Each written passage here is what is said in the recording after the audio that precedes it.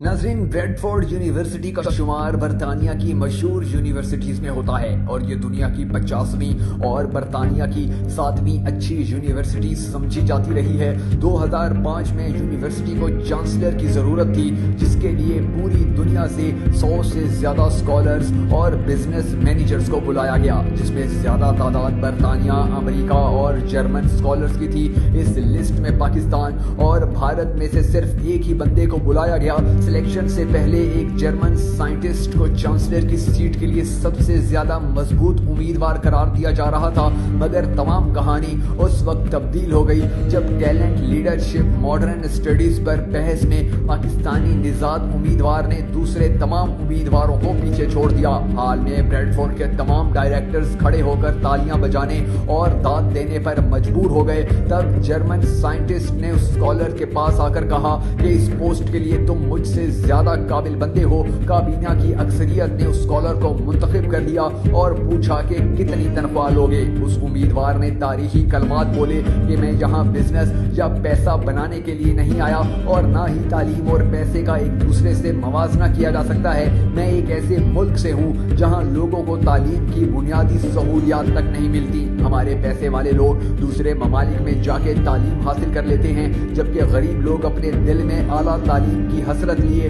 اس دنیا سے چلے جاتے ہیں۔ یہی وہ خاص وجہ ہے جس کی وجہ سے غریب اور امیر کا فرق دن بدن بڑھتا چلا جا رہا ہے۔ میری زندگی کی سب سے بڑی خواہش ہے کہ میرے ملک کے وہ لوگ جو دوسرے ممالک میں نہیں جا سکتے، وہ اپنے ملک میں ہی رہ کر اچھی تعلیم اور بریڈفورڈ جیسی اچھی یونیورسٹی کی ڈگری حاصل کر سکیں۔ اس لیے میں یہ بریڈفورڈ پھر ہی جوائن کر سکتا ہوں اگر آپ مجھے میرے ملک کے لیے یہ سہولت دے دیں۔ کابینہ کے تمام ارکان اس بات سے حیران رہ گئے اور اکثریت اس فیصلے کے خلاف ہو گئی۔ انہوں نے کہا کہ ایسا ممکن نہیں کہ ہم پاکستان میں اپنی ڈگری متعارف کوائیں۔ تو جواب میں وہی اسکالر کہنے لگا کہ پھر آپ پاکستان کا بندہ اس یونیورسٹی کا چانسلر کیوں لگا رہے ہیں؟ اس کے اس سوال پر بات رک گئی اور وہ اسکالر اٹھ کر چل دیا۔ بعد میں کابینہ کے ایک افسر نے اپنے ساتھیوں سے کہا کہ اس بندے کو ایسے نہ جانے دو، اس میں کچھ کر دکھانے کی صلاحیت موجود ہے۔ جو بندہ اپنے ملک کا وفادار ہو اور کچھ کرنے کا عزم رکھتا ہو،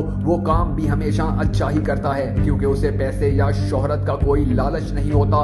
آپ اس نوجوان کی بات مان لیں۔ کابینہ نے اس اسکالر کو واپس بلایا اور کہا کہ آپ کی تمام باتیں ہمیں منظور ہیں، آپ پاکستان میں جہاں چاہتے ہیں ہم آپ کو وہیں کیمپس بنا دیں گے۔ وہ اسکالر 9 سال تک اس یونیورسٹی کا چانسلر رہا اور 1986 کے بعد یہ پہلا موقع تھا کہ کوئی بندہ اتنے زیادہ عرصے کے لیے چانسلر بنا رہا۔ کیا آپ جانتے ہیں کہ اس عظیم انسان کا نام کیا تھا؟ اس کا نام عمران خان ہے، جسے پاکستان میں کچھ لنڈے کے دانشور، منافق، طالبان خان، یہودی ایجنٹ اور غدار سیاستدان کہہ کر پکارتے ہیں۔ مگر میں اپنی زندگی میں ایسا پہلا منافق بندہ دیکھ رہا ہوں جو پیسے کا لالچ نہیں رکھتا، اور ایسا پہلا غدار دیکھ رہا ہوں جو ملک کے باہر جا کر بھی پیسے پر اپنے ملک کو ترجیح دے۔ خان صاحب، آپ کو جنم دن مبارک ہو۔ اللہ آپ کی عمر دراز فرمائے اور پاکستان کو ایک عظیم ملک بنائے۔